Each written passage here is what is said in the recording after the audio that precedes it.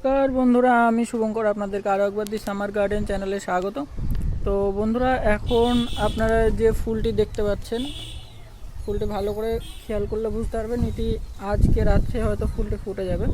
এবং পুরো গাছে এই একটি ফুল এবং আর এই একটা ফুল আপনারা দেখছেন, টোটাল গাছটাতেই একটা এবং একটা, এই দুটো ফুলই আজকে ফোটার সম্ভাবনা আছে। আজকে রাত, এখন শুধু রাত্রের অপেক্ষা।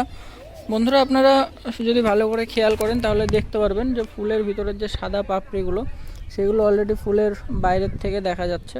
তো বন্ধুরা, যেহেতু ফুলগুলি রাত্রে ফোটে তো নিজের থেকে পরাগায়ন করতে একটু সমস্যা হয়, সেক্ষেত্রে আপনাদেরকে একটু পরাগায়ন করে দিতে হবে। তবে আপনি পরাগায়ন করতে ভুলে গেলেও এগুলি সেলফ পলিনেটেড গাছ, এরা নিজেরাই পলিনেশন করে নেবে। সেক্ষেত্রে ফলের সাইজ এবং কোয়ালিটিটা কিছুটা কমে যাবে।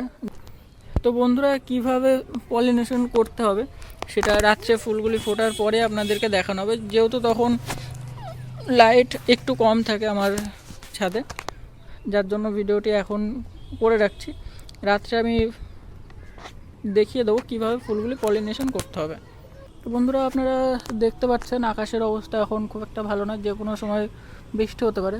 আর যদি বৃষ্টি হয় তাহলে পলিনেশন করানো সম্ভব না, যার জন্য আমি ফুল যেটি ফোটার কথা আজকে রাত্রে সেটি প্লাস্টিক দিয়ে এরকমভাবে ঢেকে দিয়েছি, যাতে জলে পরাগরেণুগুলো কোনোভাবে ধুয়ে না যেতে পারে। ঠিক একই রকমভাবে যেমনভাবে এই ফুলটি ঢেকে দিয়েছি, ঠিক এটাও আমি ঠিক একই রকমভাবে ঢেকে দিয়েছি। তো বন্ধুরা, ঢেকে রাখার সময় খেয়াল রাখতে হবে যাতে কোনোভাবে বৃষ্টির জল এসে ভিতরের পরাগরেণুগুলো ধুয়ে না দিতে পারে, কারণ যদি পরাগরেণুগুলো ধুয়ে যায় তাহলে কোনোভাবে পলিনেশন করানো সম্ভব হবে না। যার জন্য আপনাদেরকে অবশ্যই পলিথিন দিয়ে এভাবে ঢেকে দিতে হবে। তবে আকাশ যদি পরিষ্কার থাকে, বৃষ্টির সম্ভাবনা না থাকে, তাহলে এভাবে পলিথিন দিয়ে ঢাকার কোনো দরকার নেই। তবে যদি আকাশে মেঘ থাকে বা বৃষ্টি হওয়ার সম্ভাবনা থাকে তাহলে অবশ্যই আপনারা এভাবে ঢেকে দেবেন, কারণ নইলে পরাগরেণুগুলো ধুয়ে যেতে পারে। এবং পরাগায়ন করার পরে আবার ঢেকে দেব, পরের দিন সকালবেলা এটি খুলে দিলেই হবে, কারণ তখন ফুলগুলো অলরেডি নেতিয়ে পড়বে, তখন আর ঢাকার কোনো প্রয়োজন হবে না। কিন্তু আজকে পরাগায়ন করার পরেও প্লাস্টিকগুলো এইভাবেই রাখতে হবে, কারণ নইলে পরাগায়ন করার পরে যদি আবার বৃষ্টি হয় সেক্ষেত্রেও ফুল থেকে পরাগরেণুগুলো আবার ঝরে যেতে পারে, তাতে পরাগায়ন কোনোভাবেই সম্পূর্ণ হবে না। আর ঠিক এই উপায় অবলম্বন করে আপনারা বৃষ্টি হলেও তো বৃষ্টির মধ্যেই পরাগায়ন করতে পারেন। বন্ধুরা, এখন 9:40 বাজে। দেখুন আপনারা, ফুল দুটি পুরোপুরিভাবে ফুটে গেছে এবং যেহেতু বৃষ্টি হয়নি যার জন্য আমি উপর থেকে পলিথিনটা সরিয়ে দিয়েছি এবং ফুল দুটি দেখুন কত সুন্দরভাবে ফুটে আছে।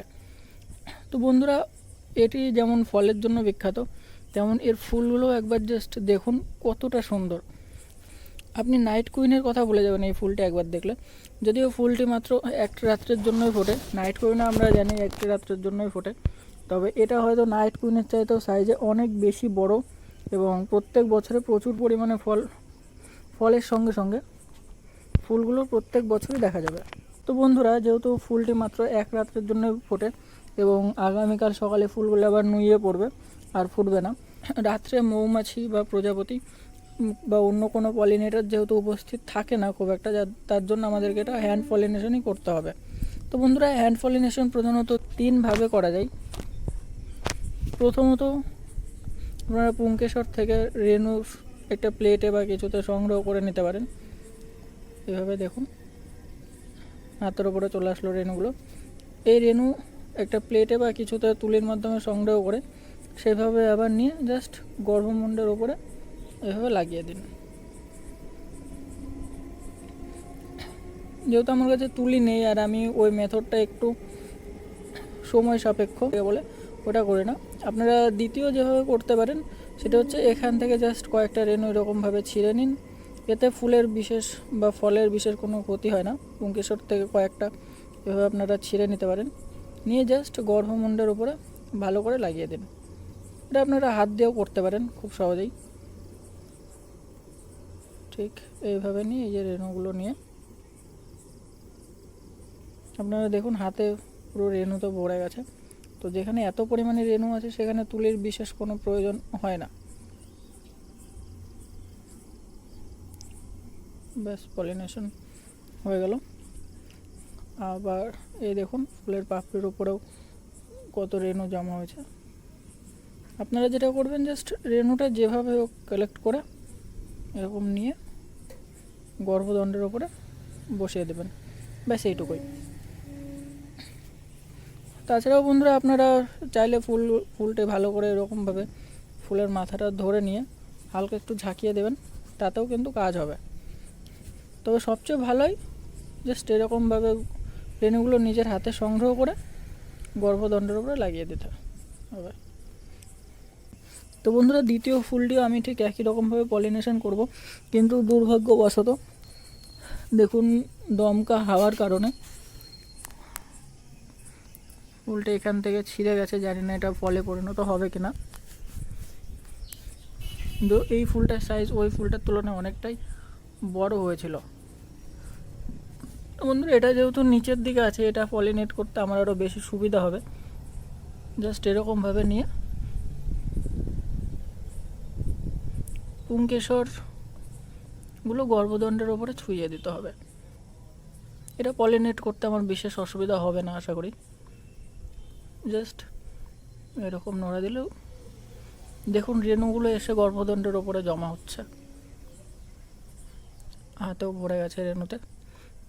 জাস্ট আপনাদের যেটা করতে হবে, রেণুটা গর্ভদণ্ডের মাথায় পৌঁছে দিতে হবে। প্রাকৃতিক যেসব পলিনেটাররা রয়েছে তারা যে কাজটি করে, ফুলের মধু সংগ্রহ করার সময় পায়ে রেণুগুলো নিয়ে গর্ভদণ্ডের ওপরে পৌঁছে দেয়, আপনারাও ঠিক সেটাই করবেন। জাস্ট রেণুগুলো নিন এবং গর্ভদণ্ডের ওপরে দিয়ে দিন। আপনারা চাইলে এক ফুল থেকে রেণু নিয়ে অন্য ফুলেও দিতে পারেন, সেক্ষেত্রে খুব ভালো রেজাল্ট আসবে।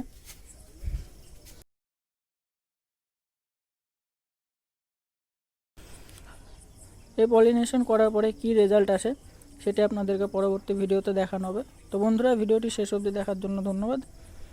ভিডিওটি ভালো লাগলে অবশ্যই একটি লাইক করবেন এবং শেয়ার করে বন্ধুদের সঙ্গে ইনফরমেশনটি ভাগ করে নেবেন।